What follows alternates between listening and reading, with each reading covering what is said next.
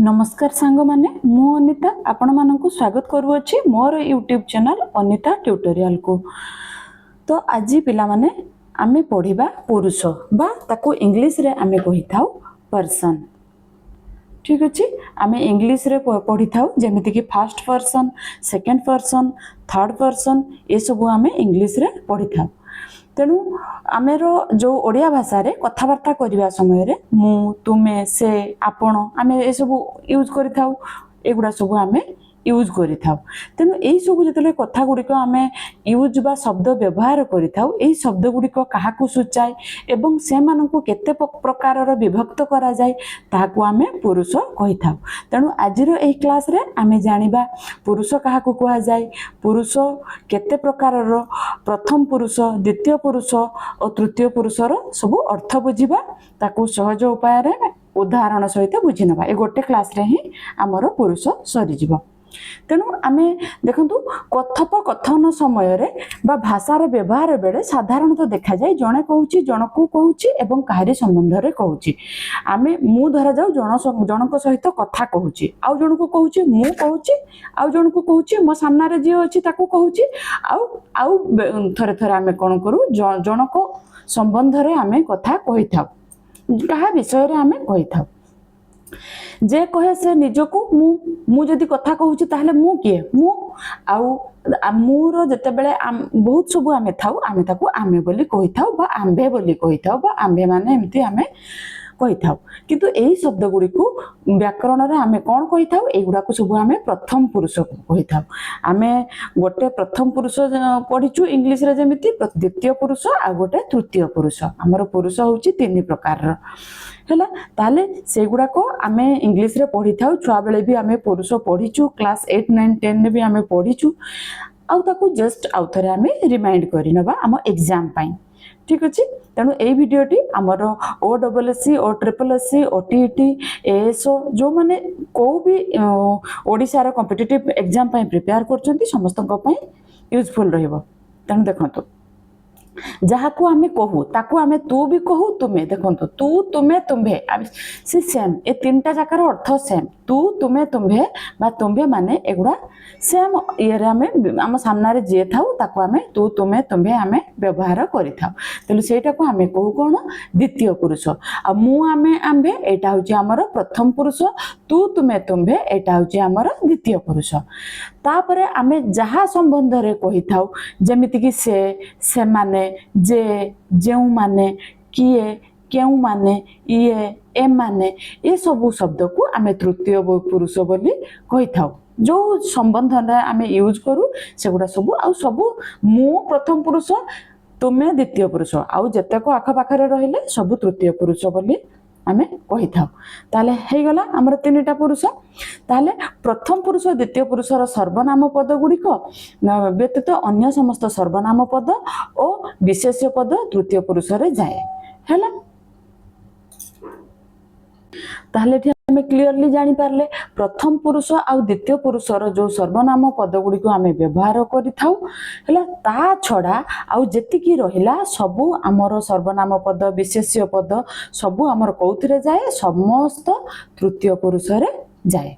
हैला। एटा क्लियरली एटा मन रखि हैला। प्रथम पुरुष द्वितीय पुरुषर सर्वनाम को छाडी की आउ जेतिकी सबु सर्वनाम बा विशेष्य पद रहिला सबु हमर तृतीय पुरुष रे जीव।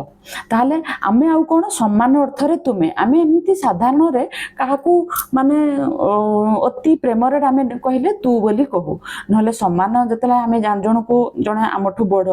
ताले आमे तांको कोन कहू सब बेले तुमे बोली कहि थाउ बा तुम्भे माने आपण आपण आहुरी माने अधिक जते बेले आमे आम स्कूल रे भी टीचर समस्त को आमे आपण बोली व्यवहार करि थाउ। एटा आउटिके तुमे ठू आउटिके अधिक सम्मान को इंडिकेट करे।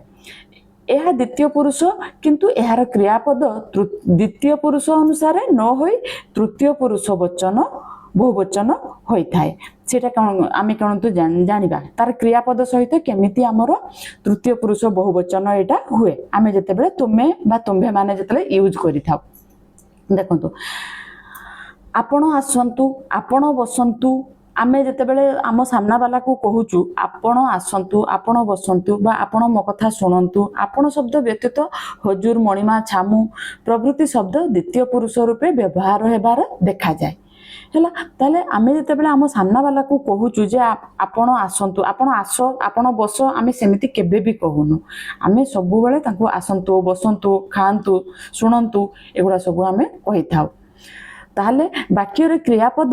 कर्तार पुरुष वचन को अनुसरण करि थाए क्रियापद कौन जोटा क्रियापद सेटारे कौन सेटा कर्ता कर्ता किए मु तेन तार पुरुष वचन को सब बेले से कौन अनुसरण करि थाए को वचन रे जाउची हैला जे जो प्लुराल ना सिंगुलार सेगुडा मु आगरु प्रथम आपनकर कहि देछि या पूर्व क्लास रे सेगुडा मु कहितली सब आमे प्रथम क्लास रे लिंग पढ़िथिलु सेकंड क्लास रे आमे वचन पढ़िथिलु हैला तला एक वचन मु पढुची बहुवचन आम्भे माने पढुचु द्वितीय पुरुष रे सिमती तुमे पढुचो तुम्भे माने पढुचो एठी मु पढुची बहुवचन रे आम्भे माने पढुछु देखुन टिके या अनुसार आमे करूछु तुमे पढुचो तुम्भे माने पढुचो ए दीटा जाको सेम ए दीटा जाकर देखंतु क्रियापद दीटा जाको सेम तृतीय पुरुष रे से पढुची से माने पढुछंती तेनु समस्त विभक्ति और वचन रे सर्वनाम पद गुडिक जे रूप हुए ताहा सही पुरुष र बोली बुझिबा को हेबो जथा मु आम्भे माने मते आम्भ मानको मो द्वारा आम्भ मानको द्वारा प्रवृत्ति एगुडा को बहुत आमे एगुडा किछि नाही बहुत माने इजी आमे जोटा कि वचन पुरुष खाली बहुत समय रे बुझी हुएनी ओडिया रे जे सेटा पुरुष आमे इंग्लिश रे जेमती मु कहि देली सेटा first person second person third person बस एतिकी हमर जानिवार अछि या देरे आ किछि ना तेणु तू तुम्भे तते तुम्भ मानकु तो द्वारा तुम्भ मानक द्वारा से माने ताकू सेमानकु ता द्वारा सेमानक द्वारा प्रभृति तूर व्यवहार अवज्ञा बा अनादर अर्थ रे द्वितीय पुरुष एक वचन रे तू व्यवहार करा जाय बेले बेले आमे अवज्ञा कले बा अनादर किंतु आमे बहुत समय रे एटा कोन को ए तू जतेबेले बहुत पिला मा तांको मा को तू बोली कहंती से माने कोन अवज्ञा करंती ना अनादर करंती से माने सेटा प्रेम रे कहंती तू बोली कहती किंतु बहुत समय आमे बहुत माने जड़े बड़ जे पदरे थाए तार तलिया कर्मचारी मानू से तू से अनादर बा अभिज्ञा आमे अनादर कहि परिबा सेठी जथा तू मो आगरु आमे ठाकुर को भी बहुत समय तू ही कहि थाउ कालिया ठाकुर आमे तू ही ठाकुर को काहे ना बहुत प्रेम रे भी आमे तू कहि थाउ तू मो आगरु शीघ्र जा तू गोटाए अमणिष आमे गाली देले डेफिनेटली तू ही कहू तेणु अत्यधिक आदर बा भक्ति प्रदर्शन निमित्त देखंतु अत्यधिक आदर बा भक्ति प्रदर्शन निमित्त तूर मध्य व्यवहार करा जाए जथा तू मोर प्राण आमे निज पिला माननकु तू कहि थाउ तू मोर हृदयर हार तू मोर सब किछि तू नाथ